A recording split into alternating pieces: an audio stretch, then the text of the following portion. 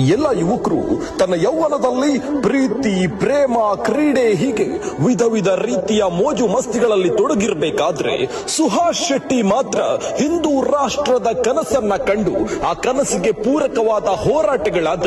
ಗೋರಕ್ಷಣೆ, ಗೋವಿಗಾಗಿ ಮೇವು, ಲವ್ ಜಿಹಾದ್ಗೆ ಸಿಲುಕಿರುವ ಯುವತಿಯರ ರಕ್ಷಣೆ, ಮತಾಂಧರ ವಿರುದ್ಧ ಹೋರಾಟ ಹೀಗೆ ಜಿಹಾದಿಗಳ ವಿರುದ್ಧ ಸಮರ ಸಾರಿ ತನ್ನ ಜೀವನದುದ್ದಕ್ಕೂ ಹಲವಾರು ತ್ಯಾಗಗಳನ್ನ ಮಾಡಿ ಹಿಂದೂಗಳ ವಿರುದ್ಧ ನಿರಂತರವಾಗಿ ದಾಳಿಯಾಗುತ್ತಿದ್ದ ಸಮಯದಲ್ಲಿ ತನ್ನ ತಂದೆ, ತಾಯಿ, ಕುಟುಂಬ, ತನ್ನ ಮುಂದಿನ ಜೀವನ ಹೇಗೆ ಇದ್ಯಾವುದನ್ನು ಯೋಚಿಸದೆ, ಯಾರಿಗೂ ಕಾಯದೆ ತನ್ನ ಧರ್ಮದ ರಕ್ಷಣೆ, ಹಿಂದೂಗಳ ರಕ್ಷಣೆ ನನ್ನ ಹೊಣೆ ಎಂಬಂತೆ ಭಯಭೀತಗೊಂಡಿದ್ದ ಹಿಂದೂ ಸಮುದಾಯಕ್ಕೆ ನೈತಿಕ ಸ್ಥೈರ್ಯವನ್ನ ತುಂಬಿದ ಅಪ್ರತಿಮ ಸಾಹಸಿ.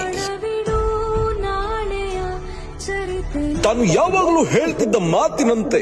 100 ದಿನ ಹೆದರಿ ಬದುಕಬೇಕಾಗಿಲ್ಲ, ಬದಲಾಗಿ ಹುಲಿಯಂತೆ ಭಯ ಪಡದೆ 3 ದಿನ ಧೈರ್ಯದಿಂದ ಬದುಕಿದರೆ ಸಾಕು ಎಂಬ ಓರ್ವ ಸಾಹಸಿ ಕ್ಷತ್ರಿಯನಾದವನಿಗೆ ಇರಬೇಕಾದ ಗತ್ತದು.